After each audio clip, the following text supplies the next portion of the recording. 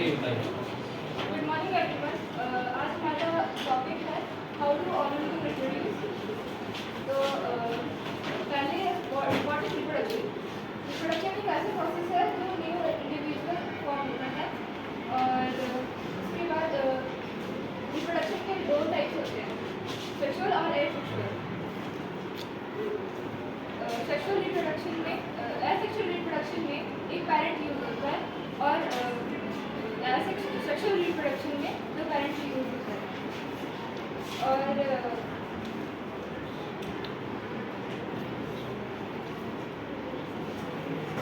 Unicellular और multicellular से link करके कुछ बताइए।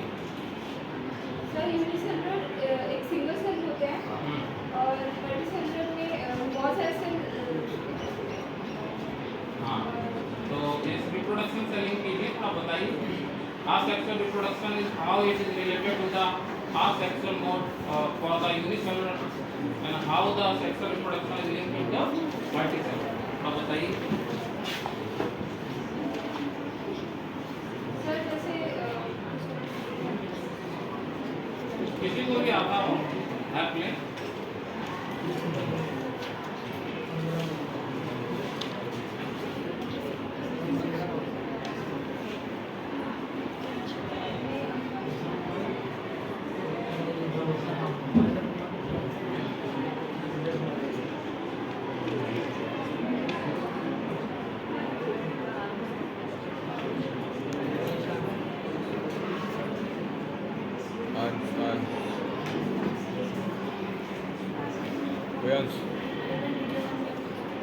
मोड्स ऑफ एसेक्सुअल रिप्रोडक्शन, इसमें हम कुछ टाइप्स देखते हैं। पहला टाइप होता है फ्यूजन, दूसरा टाइप होता है बडिंग, तीसरा टाइप होता है फ्रेगमेंटेशन, चौथा होता है रीजनरेशन और पांचवा होता है स्पोर फॉर्मेशन और पांचवा होता है वेजिटेटिव प्रोपगेशन। तो जो पहला हमारा फ्यूजन है वो अगर मैं उसको बेसिक समझाऊँ तो वो टूट जाता है, कुछ लाइक सेल्स का टूट जाना, ब्रेकडाउन होना, हम उसको फ्यूजन बोलते हैं। जब एक पेरेंट सेल दो या दो से ज़्यादा डॉटर सेल वो रीजनरेट करता है, उसको हम कहते हैं फ्यूजन हो रहा है। और फ्यूजन दो टाइप के होते हैं, एक होता है बाइनरी फ्यूजन और एक होता है मल्टी सेलुलर फ्यूजन। तो जो बाइनरी फ्यूजन होता है उसमें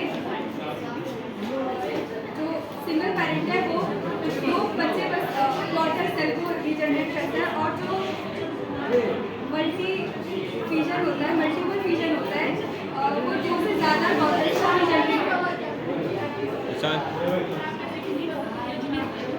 अभी बाइनरी फ्यूजन के कुछ एग्जांपल देखेंगे। अमीबा जो कि इरेगुलर बाइनरी फ्यूजन करता है। ध्यान दें, इधर बात ना करें आप, उनके आपको आता है तो आप आ जाइए, नहीं तो उसको सुन गैमेलियल आता है तुमको।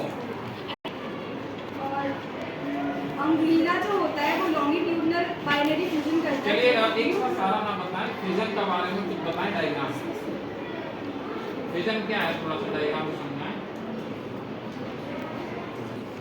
तो अमीबा कौन सा मोड फॉलो करता है?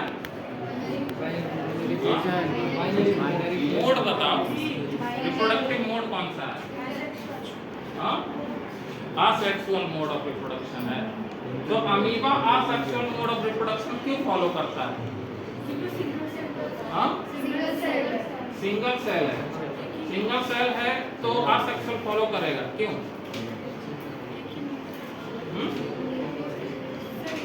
यूजुअली यूनिसेलुलर ऑर्गेनिज्म सिंपल होती हैं in term of function, in term of organ. इनके पास डिफरेंट ऑर्गन नहीं होते हैं, अपने सरफेस एरिया से ही खाते हैं, सरफेस एरिया से ही एग्जीक्यूट करते हैं। तो दैट इज व्हाई ये अपना एक सिंपल मोड फॉलो करते हैं। Asexual mode of reproduction is a simple mode है जिसमें ये अपने जैसी हूबहू अपने जैसी ही ऑर्गेनिज्म प्रोड्यूस कर सकते हैं। इसलिए असेक्सुअल मोड ऑफ रिप्रोडक्शन में सिमिलरिटी ज्यादा होती है as compare to the sexual mode of reproduction में वेरिएशन ज्यादा मिलता है। इसीलिए आप देख पाएंगे कि अगर वेरिएशंस ज़्यादा हैं तो सरवाइव होने का चांस भी ज़्यादा हो जाता है। फॉर एग्जांपल के लिए कि बहुत सारे वेरिएशंस ऐसे आ रहे हैं कि कुछ टॉलरेट कर सकता है, कुछ ऐसा वेरिएशन आ रहा है कि कोल्ड टेम्परेचर टॉलरेट कर सकता है, कुछ ऐसा आ रहा है कि हाई रेनफॉल टॉलरेट कर सकता है। तो ऐसे केस में उसकी सर्वाइबिलिटी बढ़ जाती है। इससे हमें समझ में आया कि अगर वेरिएशंस ज़्यादा आते हैं जनरेशन में, then it can survive more, मतलब वो ज़्यादा स्टेबल है as compare to the asexual mode of reproduction.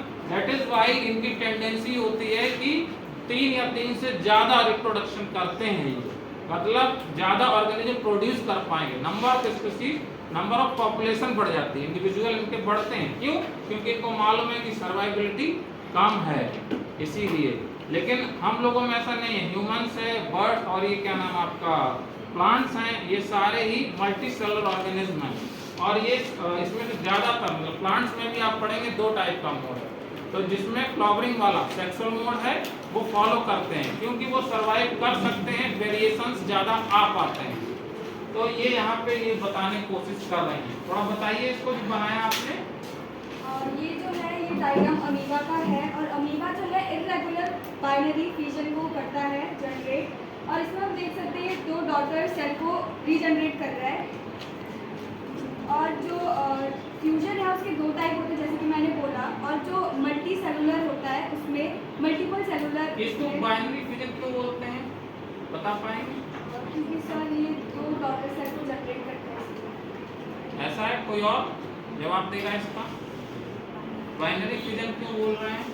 क्योंकि उसका जो न्यूक्लियस है बाइनरी का मतलब 2 और न्यूक्लियस 2 बिल्कुल सही कहा तुमने।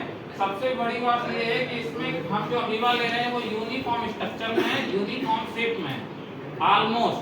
तो डिवीजन इसका यूनिन्यूक्लिएटेड है, जिसका डिवीजन हो रहा है, और डिवीजन होके यूनिफॉर्म डॉटर सेल्स बन सकती हैं, या क्या बोलते हैं इसको, इंडिविजुअल प्रोड्यूस हो रहा है, इसमें सिमिलरिटी ज़्यादा है। दैट इज वाई इसको बाइनरी फिजन बोल रहे हैं अमीबा। आगे बताओ।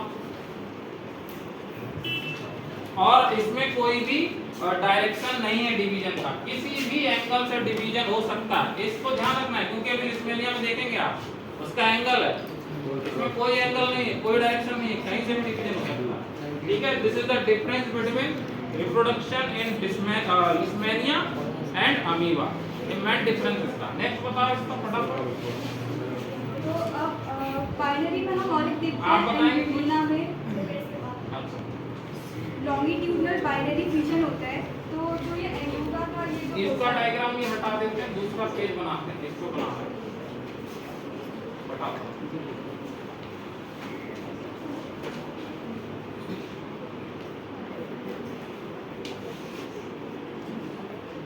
डायग्राम बनाइए, आप क्या कर रहे हैं, डायग्राम बना दीजिए फटाफट।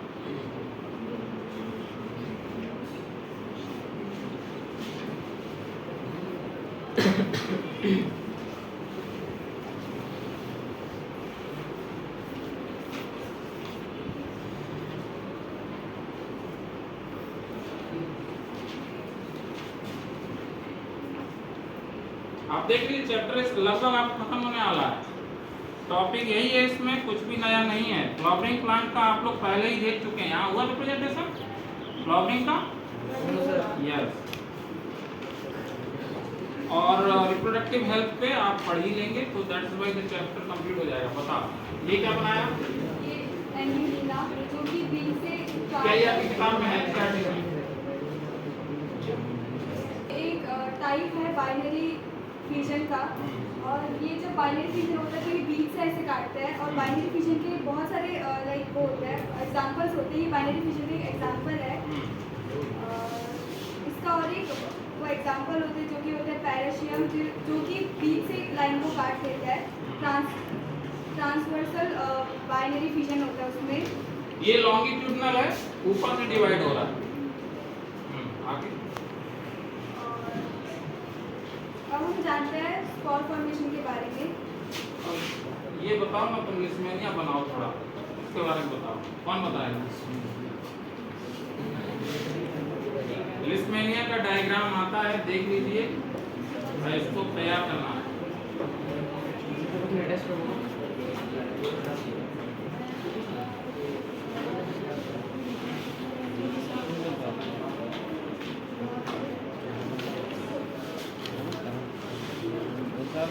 लिस्मेनिया में हम देख पा रहे हैं कि ये मल्टी न्यूक्लिएटेड है, आप इमेज देखिए, डायग्राम बुक में बना हुआ है, ये यूनिन्यूक्लिएटेड नहीं है।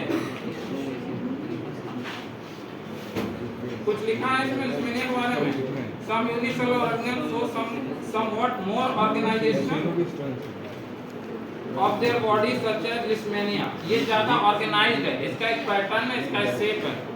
अमीबा का कोई शेप नहीं था, तो ये ज्यादा ऑर्डर्ड है, इसीलिए इसको रखा गया है। और जो ज्यादा ऑर्डर्ड होता जाएगा वो रिलेटिवली पहले वाले मतलब अमीबा से थोड़ा सा कॉम्प्लेक्स हो जाएगा। इसीलिए दूसरा एनसीईआरटी ने एग्जांपल उठाया लिस्मेनिया का।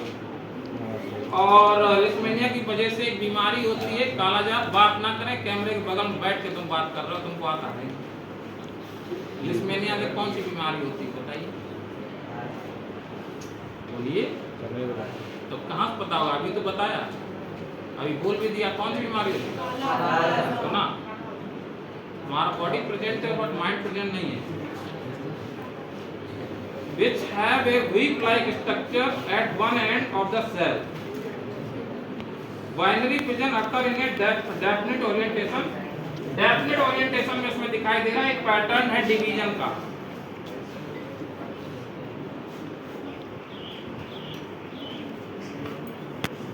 तो ये डिफरेंस है, क्वेश्चन आएगा अमीबा का लिस्मेनिया का असेक्सुअल मोड ऑफ रिप्रोडक्शन होने के बावजूद भी क्या डिफरेंस है। तो यही एक डिफरेंस है कि ज्यादा ऑर्डर्ड है, वो ऑर्डर्ड नहीं है। वो कहीं से भी डिवीजन उसका स्टार्ट हो जाएगा फिजन, इसका फिजन के लिए एक पैटर्न है, एक डायरेक्शन। ये इंपॉर्टेंट पॉइंट है। एक सेक्सुअल रिप्रोडक्शन है जहाँ पे एक ऑर्गेनिज्म एक आउटपुट की जैसा लाइक डेवलप होता है और उसको बर्ड भी बोल सकते हैं। जब वो बर्ड और क्या बोलते हैं वो आउटपुट क्या बोलते हैं फुली मैच्योर हो जाता है तो वो पेरेंट ऑर्गेनिज्म से डिवाइड हो जाता है। यही क्वेश्चन एमसीक्यू में आता है। तो ये क्या बोलते हैं ये प्रोसेस मेनली दो चीज़ों में अकर होते हैं, और इसमें और दूसरा हाइड्रा में। हाइड्रा का जो हाइड्रा में होता है उसका रिजल्ट ये वाला है। तो आपकी किताब में फोकस इस बात पे नहीं है, इसलिए आप लोग टिक नहीं लगा पाते हैं। एमसीक्यू में आता है बर्डिंग ईस्ट में भी होता है, ठीक है, इस बात का ध्यान रखना। हाइड्रा एग्जांपल दिया लेकिन ईस्ट भी है। आगे बताओ। सर इसको तो ये इतना छोटे use regenerative cells for the reproduction in this process. इसके पास स्पेशल टाइप की सेल हैं जिनको रीजनरेटिव सेल्स बोलते हैं। वो दोबारा से रीजनरेट हो सकती हैं, उनके अंदर ये कैपेसिटी है। स्पेशल टाइप की सेल पढ़ के भी बता सकते हैं, ठीक है। आगे लिखा है कि in hydra a bird develop as an outgrowth due to आगे लिखा है due to repetitive cell division. तो इसमें एक पर्टिकुलर साइट पे रिपीटेटिव सेल डिवीजन होना स्टार्ट हो जाता है और सेल डिवीजन होने से ग्रोथ आना चालू होता है, और ग्रोथ होने से हमें बडिंग रिप्रेजेंट होने लगता है, दिखने लगता है। आगे लिखा है कि these birds develop into tiny individual। बाद में ये tiny individual के रूप में डेवलप हो जाते हैं when they are fully mature, detached from the parent's body, और इस बॉडी से डिटैच हो जाएंगे, become new independent individual, और उसके बाद में इंडिपेंडेंट हो जाएंगे। बाकी लाइफ प्रोसेस से रिलेटेड सारे फंक्शन खुद ही करने लग जाएगा, ठीक है, जब वो मैच्योर हो जाएगा।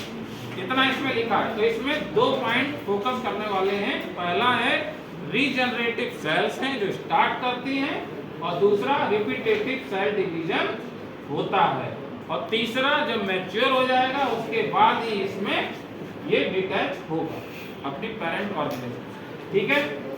आगे क्या बताएंगे, बताओ, बताइए। तो वेजिटेटिव प्रोपागेशन एक सेक्सुअल रिप्रोडक्शन है जो हेल्प करता है क्या बोलते हैं जो हेल्प करता है वेजिटेटिव पार्ट से न्यू प्लांट को मतलब इंग्लिश में बोले सर। हाँ बोलिए। So it is a process by which a new plant can be obtained from vegetative parts such as root, stem, and leaves. It has two types: first, natural, and second, artificial. Natural vegetative propagation is a type of vegetative propagation by which new plant directly arises from vegetative plant parts such as from. Example बताइए, लिखो। मतलब वो root से बनता है। हाँ example दीजिए, किसमें होता है, कुछ एग्जाम्पल। प्लांट में किसी का नाम बताओ, वेजिटेटिव प्रोपगेशन। ऐसे क्या बोलते हैं वो पटेल का वो से। अच्छा, और रोज से होता है क्या? रोज की कलम लगाते हैं हम लोग गुलाब की, काट के तो वो ग्रो कर जाती है। यस, क्या उसमें नहीं होता है? और भी कुछ इसमें नाम लिखे हुए हैं, क्वेश्चन आता है इसमें, इसको पढ़िए। There are many plants in which the part like the root, stem and leaf develop into new plants under appropriate condition. Like in the most animals, plants can indeed use such a mode of reproduction. कह रहा है ये animals में नहीं देखने को generally मिलता, लेकिन प्लांट्स में यूजुअली ये देखने को मिलता है। इंपॉर्टेंट इंफॉर्मेशन है। हाँ, कहाँ क्वेश्चन? हाँ, अभी बाद में करेंगे क्वेश्चन, प्रेजेंटेशन पूरा तो होने दें। आप तो पहले हथियार लेके बैठे हैं। रुक जाइए, एक मिनट रुक जाओ। इसमें आगे लिखा हुआ है कि this property of the vegetative propagation is used in the method such as the layering of grafting. ये क्लास 8 में एडवांस बुक में रहता है। To grow many plants like the sugar cane, example sugar cane का देना था, rose का, grapes का, ठीक है। Plants raised by the vegetative propagation can bear flower and fruits earlier than those produced from the seeds. यही important point है। Vegetative propagation से फास्ट ग्रोथ होता है और रिप्रोडक्शन भी फास्ट होता है as compare to the seed. Seed हो सकता है महीनों पड़ा रहे सॉइल में, नहीं रिप्रोड्यूस कर पाएगा, जर्मिनेट नहीं होगा, लेकिन इसमें ऐसा नहीं है, फास्ट हो जाएगा। Such method also make possible the propagation of plants such as the banana, orange, rose and jasmine that have lost the capacity to produce seed. ये कुछ प्लांट्स हैं जो कैपेसिटी अपनी लूज कर जाते हैं सीड को प्रोड्यूस करने की। ऐसे केस में वेजिटेटिव प्रोपगेशन इंपॉर्टेंट हो जाता है। ये क्वेश्चन भी आता है कि why vegetative propagation important in some plant those lose the capacity to produce seed. ठीक है, तो इतना इसमें दिखा गया। अब आप बताओ क्या बताना चाह रहे हैं? कोई नहीं, आप बताओ। हाँ, तो तुम मुझे एक क्वेश्चन का जवाब दोगे। वेजिटेटिव प्रोपगेशन की सर्वाइवलिटी ज्यादा है कि कम है, क्यों है, क्यों नहीं है, बताओ। कुछ केसेस में हो भी सकता है कि ये इसका डाउनफॉल हो सकता है, तो ये हाँ। ड्रॉबैक कर सकता है। हाँ। और कुछ केसेस में नहीं भी हो सिमिलरिटी के बारे में बताओ। सिमिलरिटी ज्यादा है कि वेरिएशन ज्यादा है vegetative propagation as compare to the seed? When the individual produce, हाँ, क्या ज्यादा है? वेरिएशन किस में ज्यादा है? ये क्या बोलते हैं, वेजिटेटिव प्रोपगेशन। गलत। वेजिटेटिव प्रोपगेशन में सिमिलरिटी ज्यादा होती है as compare to seed. Yes, am I correct? Yes, that is why अगर सिमिलरिटी ज्यादा होंगी, वेरिएशन कम होगा, तो सर्वाइवलिटी अपने आप ही क्या हो जाएगी? कम की ज्यादा? कम हो जाएगी। अभी बताया तुमको, ठीक है। तो सिमिलरिटी ज्यादा है, इसलिए वेजिटेटिव प्रोपगेशन में सर्वाइवलिटी कम है एज कंपेयर टू सीड। बस, लेकिन सबका अपना प्रो एंड कॉन्स है। इसमें क्या है कि ग्रोथ फास्ट है, सीड का थोड़ा सा जर्मिनेशन स्लो। और कुछ बताना चाहते हैं? बताओ। Is a cheap and easy method of reproduction for multiplication of plant, like ये बहुत ज़्यादा easy और cheap method है। अगर हमें किसी प्लांट का अगर उसको ज़्यादा एक से ज़्यादा अगर करना है तो उसके लिए ये easy speed प्लांट प्रोड्यूस करता है। और ये मतलब ये बहुत हेल्पफुल है ऐसे प्लांट में जो सीड्स लाइक कॉमनली ऐसे सीड्स प्रोड्यूस नहीं कर पाते। हाँ, ठीक है। तो उसका आंसर क्या होगा? हाँ, तुम्हारा क्वेश्चन क्या था, पूछो। नहीं, तुम दोबारा पूछो, आपको मौका मिल रहा है, बताओ। पहले तुम खड़े हो तब पूछना। हाँ, आप बताओ। वेजिटेटिव प्रोपगेशन क्यों जरूरी है? क्या जवाब दिया तुमने? दोबारा दो, मतलब बच्चों ने ये सुन पाया। और ये इजी मेथड है, Easy इजी और method है। चीप मेथड है। अगर हमें क्या बोलते हैं प्लांट्स को एक से ज़्यादा करना है और ये इजी स्पीड प्लांट्स को प्रोड्यूस करना यस, है। ये इंपॉर्टेंट पॉइंट है। और ये बहुत हेल्पफुल है वैसे प्लांट्स में जो कॉमनली सीड्स प्रोड्यूस नहीं कर पाते। नहीं कर पाते, ठीक है। और किसी का कोई डाउट बताइए? अभी तक जो पढ़ा है उसमें बताओ। ध्यान रखिए, प्लेनेरिया बहुत फेवरेट है सीबीएसई बोर्ड एग्जाम का, इसको इसलिए ध्यान से सुने।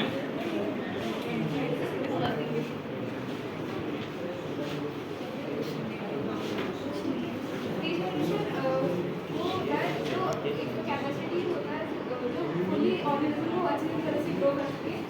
और जैसे मान लो जैसे हमने उस ऑर्गेनिज्म अपना मतलब कंप्लीट ऑर्गन डेवलप करके फुल्ली फंक्शनल इंडिपेंडेंट हो जाएगा। आगे इसका एग्जांपल जैसे प्लानेरिया होता है और हाइड्रा। हाँ, बनाओ फटाफट डायग्राम क्या लिखिए।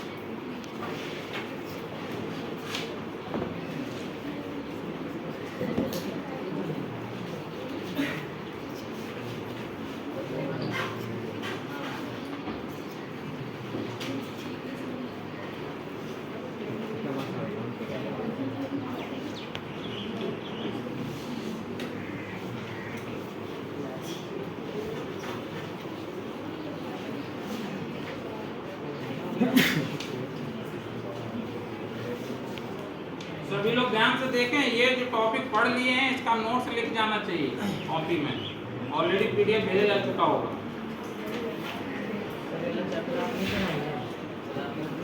हम क्या कर रहे हैं यहाँ खड़े होकर? पढ़ा ही रहे हैं ना। ये प्रेजेंटेशन है, तुमको लग रहा है कहीं पे प्रेजेंटेशन है? प्रेजेंटेशन में टीचर केवल मार्क्स देता है, उसका कोई रोल नहीं। अभी तक जितनी भी प्रेजेंटेशन हुई वो प्रेजेंटेशन नहीं थी, वो एक तरह का तरीका है ग्रुप डिस्कशन का। अगर मैं ऐसा नहीं बोलूँगा तो तुम लोग इतना अटेंटिव होके नहीं सुनोगे। मैं आके यहाँ लेक्चर देने लग जाऊँ, तुम लोग सुनोगे ही नहीं। कोई कॉपी नहीं लाएगा, कोई पेन, कोई हवाई जहाज से उड़ाएगा। हाँ, दिस इज द वे।